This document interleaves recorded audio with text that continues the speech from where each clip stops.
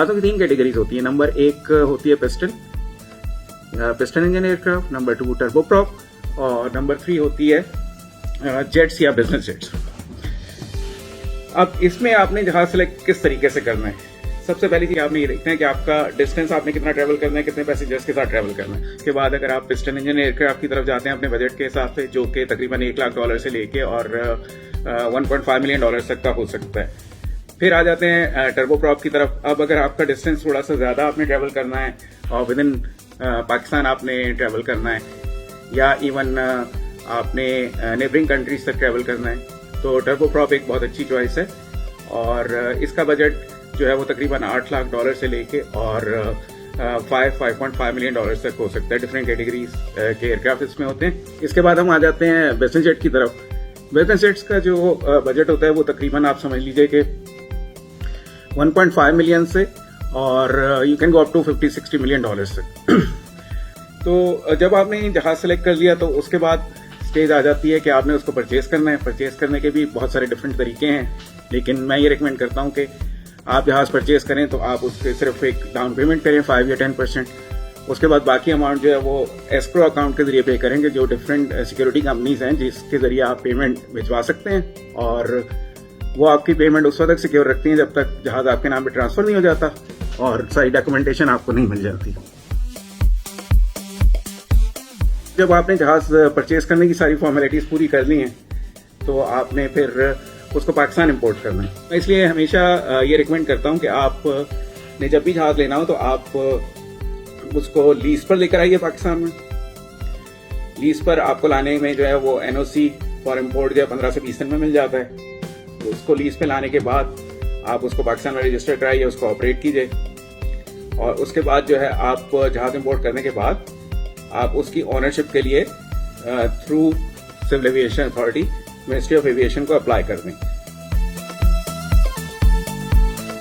फर्ज करें कि आप जहाज लेकर आ रहे हैं $1 लाख का, तो उसमें आपको तकरीबन 50% ऐड कर देना चाहिए for expenses of import and custom duties etcetera, और फिर ये कि उसको पाकिस्तान में लाकर रजिस्टर करना और ऑपरेट करने के लेवल तक ले जाने के लिए।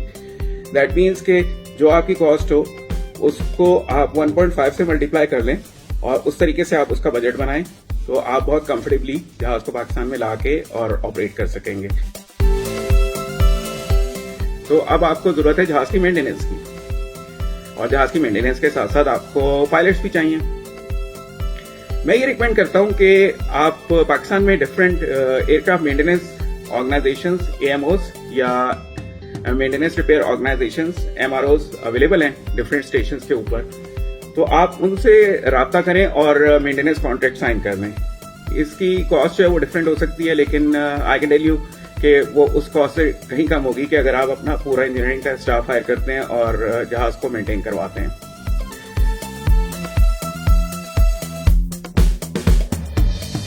उसके बाद आपका स्टेप है कि आपने पायलट्स को हायर करना है।